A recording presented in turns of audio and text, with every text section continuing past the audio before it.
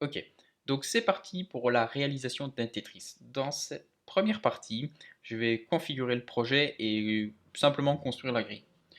Donc, je vais sur mon desktop et je vais utiliser npx create react app et je donne le nom de Tetris au projet. Pendant ce temps-là, je vais déjà ouvrir Firefox. Je vais un peu disposer les fenêtres comme j'ai l'habitude de travailler. Donc normalement, il va ouvrir ça sur le port 3000. Donc là, ça prend toujours un peu de temps pour télécharger tout ce qui est dépendance. Voilà, là il a fini. Et je fais un npm start. Ah oui, il faut que j'aille dedans, bien sûr, Tetris. Et puis je lance npm start.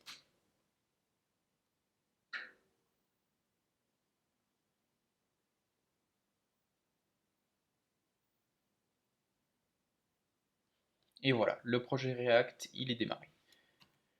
Donc on va directement l'ouvrir dans Visual Studio Code. Tetris, ouvrir. Et là, je vais directement configurer la .js en classe et initialiser quelques variables. Donc je vais supprimer tout ça.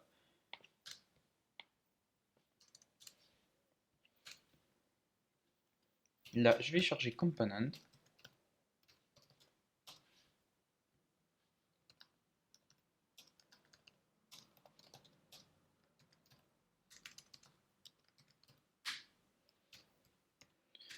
Et je vais ajouter la fameuse fonction de rendu. Donc render, return. Et comme d'habitude, je vais tout simplement sortir un petit bout d'HTML. Comme ceci.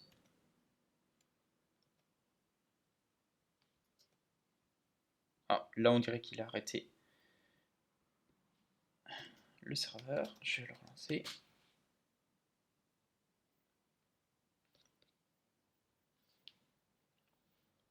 Et voilà. Donc je vais ajouter un state. Et dedans, je vais pour le moment juste mettre une grille qui sera un tableau. Et deux éléments, juste la hauteur qui sera un integer. Alors je ne sais pas combien il y a de cases dans un Tetris, on va partir, je sais pas, sur un 10-20. Et au besoin, ces deux variables-là permettront de dynamiquement changer la grille.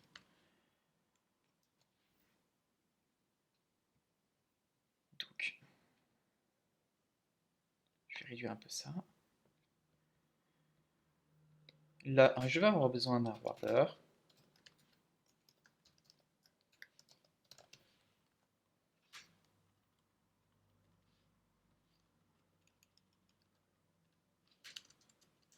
Comme ceci.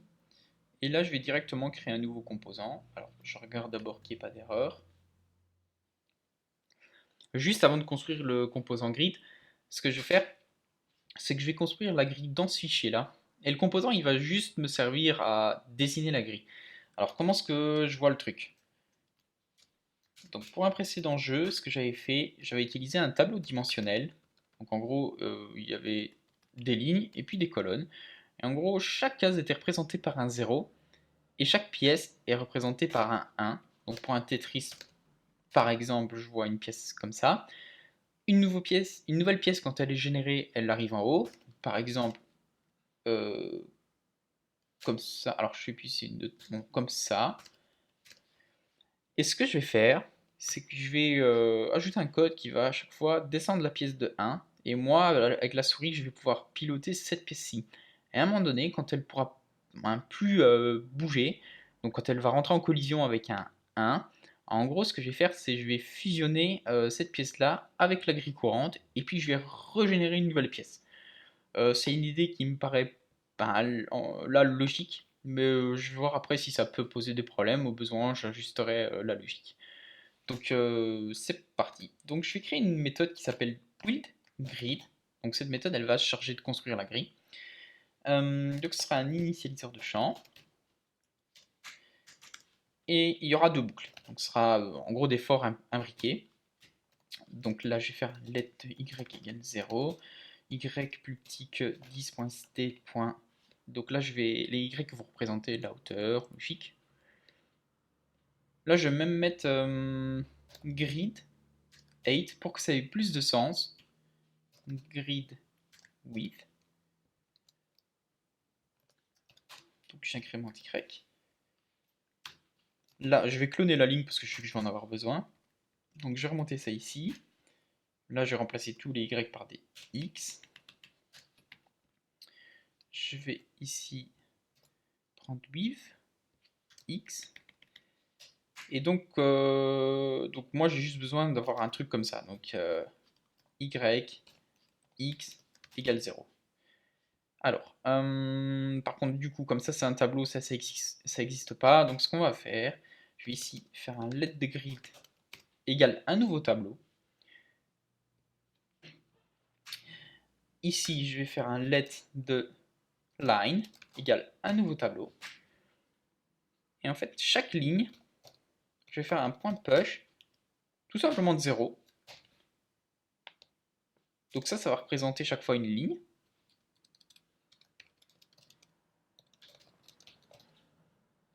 Et ici, je vais ajouter la ligne à mon tableau. Donc, je vais faire un grid.push de line. Je n'ai pas besoin de mettre des commentaires, je pense que c'est assez logique comme ça. Et je vais tout simplement retourner la grille. Donc ce sera vraiment une fonction qui va charger de construire la grille .bar. Donc voilà, je vais peut-être même faire un petit console.log pour voir que ça a l'air correct. Donc j'aurai aussi besoin d'initialiser le jeu. Donc là je vais appeler ça initGame. Ce sera aussi une fonction fléchée. Et là je vais directement faire un 10.buildGrid. Voilà, donc là je vérifie en console.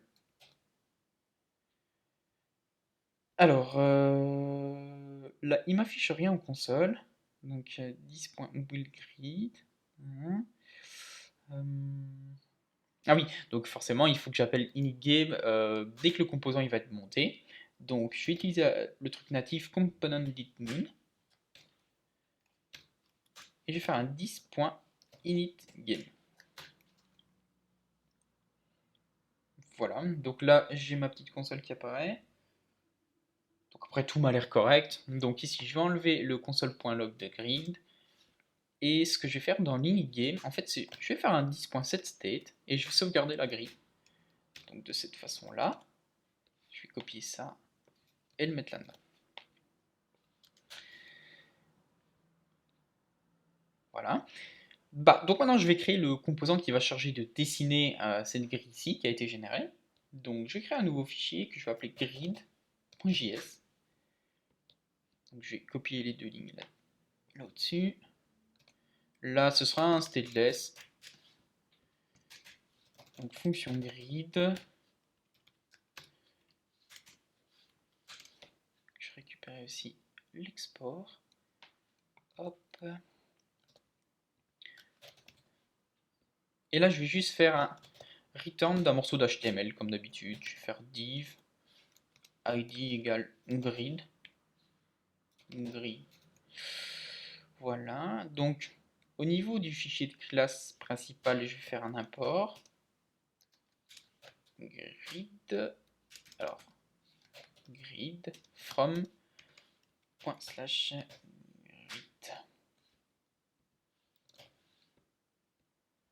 Voilà. Et je vais l'appeler ici. Grid. Alors là, il râle un petit peu, il dit que le fichier n'existe pas. Alors là, j'ai dû faire une erreur.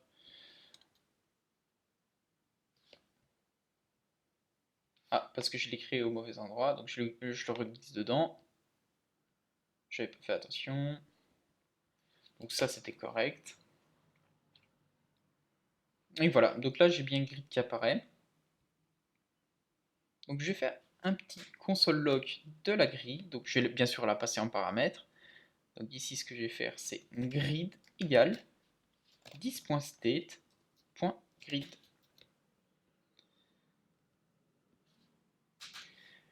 Et là, ce que je vais faire, c'est je vais récupérer les propriétés toujours en mode destructuring. C'est pour l'instant comme ça que je fais.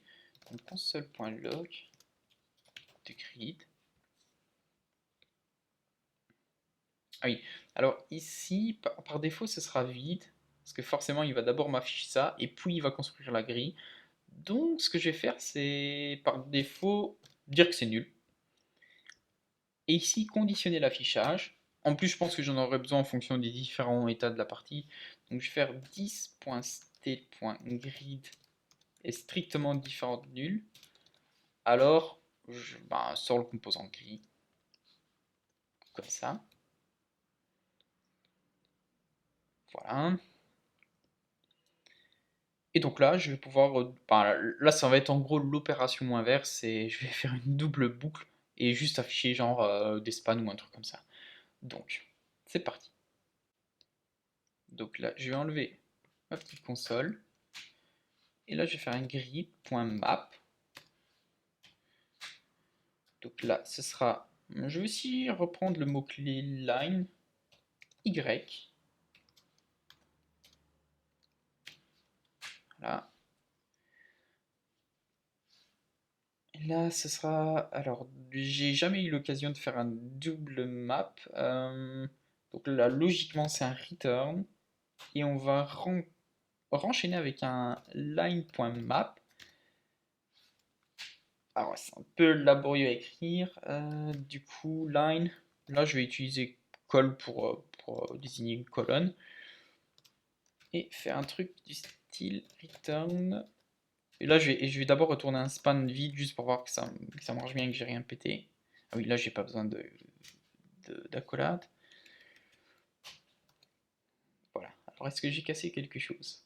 Oui. Alors là, il a pas trop aimé. Alors, nanana. Qu'est-ce que j'ai fait comme bêtise? Ah, oui, c'est juste ça en fait. J'ai même pas lu l'erreur, ok. Donc, jusqu'à là, ça paraît pas mal. Donc, ce que je vais faire, c'est ajouter un petit peu de CSS quand même, histoire qu'on voit que c'est des cases. Donc là, je vais enlever tout ça. Là, je vais prendre ce truc-là, cet identifiant, et juste mettre les spans en inline block et avec une largeur et une hauteur prédéfinies. Je le changerai après, mais pour l'instant, ça fera l'affaire. Donc, je vais mettre un weave de 30 pixels. Pareil pour le 8. Display inline block. Et j'ai un border d'un pixel. Solid black. Ok. Ce que je vais faire, je vais mettre un mot-clé last ici. Si jamais je détecte que c'est en gros la dernière position de la ligne. Alors, ça je peux le savoir assez facilement. Ici, je vais mettre hop. Donc, je vais utiliser un opérateur ternaire. Donc, x égale ce sera 9. Donc, x étant la clé et en même temps la position de chaque ligne. Donc, si c'est 9, je mets un mot-clé last. Sinon, bon, je mets rien. Enfin, peut-être j'en aurai besoin après. Donc, pour l'instant, je vais le laisser comme ça. Donc, hop. En fait, ce que je vais faire ici, je vais les mettre en display block. Je vais mettre un float left. Et ici, si je détecte que c'est un point last, je mets. Alors, je vais mettre peut-être un clear bof. Donc, ça fait presque ce que je veux. Forcément, c'est pas le las qui doit être en clearPof. Je vais plutôt faites détecter le premier et mettre un point first. Et là, ça a plus de sens. Ok. 1, 2, 3, 4, 5, 6, 7, 10. Donc, ça me paraît correct. Bon, la grille est un peu grande. Je vais juste la baisser parce que sinon, à chaque fois, je vais devoir. Si jamais je dois compter, c'est un petit peu embêtant. Je vais la mettre à 10,5 pour le moment. Voilà, ça c'est quand même quelque chose de plutôt cool, c'est qu'on peut ici un peu modifier la grille à la volée. Ça, c'est cool. Oui, je me suis trompé. Voilà. Donc ensuite, bah en fait la grille là elle est créée. Voilà. C'est la fin de la première partie. Il n'y a rien d'autre à voir. Maintenant la prochaine partie ce sera créer une pièce et l'afficher dans le tableau.